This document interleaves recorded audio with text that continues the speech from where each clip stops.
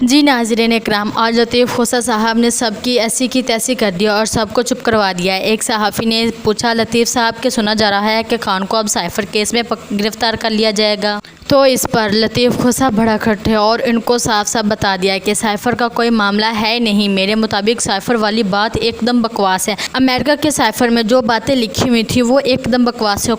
وہ کون ہوتا ہے ہمیں یہ بتانے والا کہ ہم کو کس کو اپنا وزیر اعظم بنانا چاہیے اور کس کو جیل میں بھیجنا چاہیے؟ ہم اپنا فیصلہ خود کر سکتے ہیں۔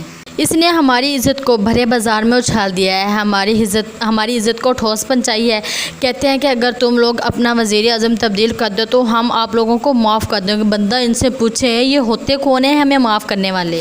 ہمیں معاف کرنے والے تم لوگ کون ہوتے ہو؟ تم لوگ ہمارے عمل کا کیوں حساب کرو گے؟ تم لوگ کون سا ہمارے آقا ہو اور ہم کون سا تم لوگوں کے غلام ہیں؟ امریکہ سپر پاور ہونے کی وجہ سے پتہ نہیں خود کو کیا سمجھ رہا ہے، خود کو ہمارا خدا سمجھ بیٹھا ہے۔ وہ کہتی ہے نا کہ باندری بھی اگر نئی گھگڑی پہن لے تو وہ 5-6 دن گندی نہیں ہونے دیتی، خود کو ایک مہرانی سمجھ لیتی ہے۔ یہی حال امریکہ والوں کا ہے۔ سپر پاور ہونے کی وجہ سے وہ خود کو وہ باندری سمجھ بیٹھا ہے جو کہتی ہے کہ میں ملکہ ہوں، اور یہ بھی سپر پاور ہونے کی وجہ سے پاکستان کا خدا بننا چاہتے ہیں، اور ان کے مطابق پاکستان ان کی کالونی ہے، رایا ہے جو ان کے حکم کے مطابق چلے گی۔ ایسا ہے بالکل نہیں ہے، ہرگز نہیں ہے۔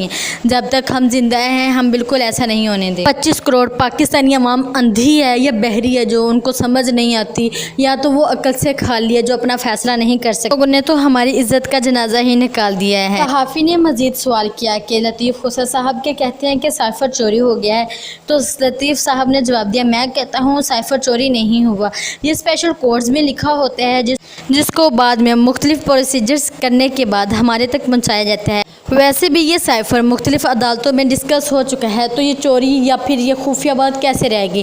مجھے تو سمجھ نہیں آتی، نا اہلوں پر یہ پٹواریوں پر وہ ایسا گرلونا اور گھٹیا کھیل کے کرنا کیا چاہتے ہیں، کیا بتانا چاہتے ہیں؟ تو وہ یہاں سے دفع ہو گئے ہیں، جا کے لندن میں بیٹھے ہوئے عیش و آرام کریں، انہیں کیا پتا کہ پاکستان میں کیا ہو رہا ہے، پاکستان میں کیا مہنگائی ہے اور کیا لوگ بھوکے مر رہے ہیں۔ وہ وہاں 10 ٹائم روٹی کھا سکتے ہیں اور یہاں پہ پاکستانی غریب عوام ایک ٹائم کی روٹی کے لیے بھی ترس رہی ہے۔ یہ سارا کام ان پٹواریوں کا ہے اور الزام خان صاحب پر لگا دیا گیا ہے۔ خان صاحب نے تو اس کے خلاف آواز اٹھائی ہے۔ اگر خان نے ان کے خلاف آواز اٹھائی ہے تو کون سا برا کام کر دیا مجھے نہیں سمجھ آتا۔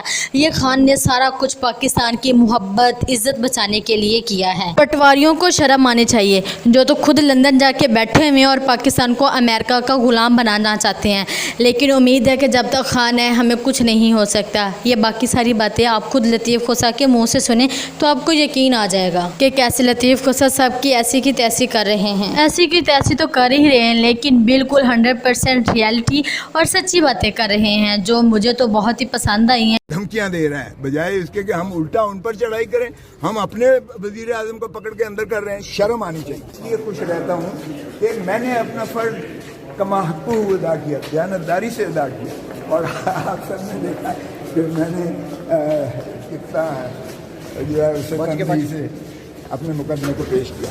باقی اللہ کے طرح کے مشکل کیس آپ نے ہینڈل کیے یا اس میں آپ کو زیادہ مشکلات فیس کرنا پڑی؟ اس سے بہت مشکل ہے۔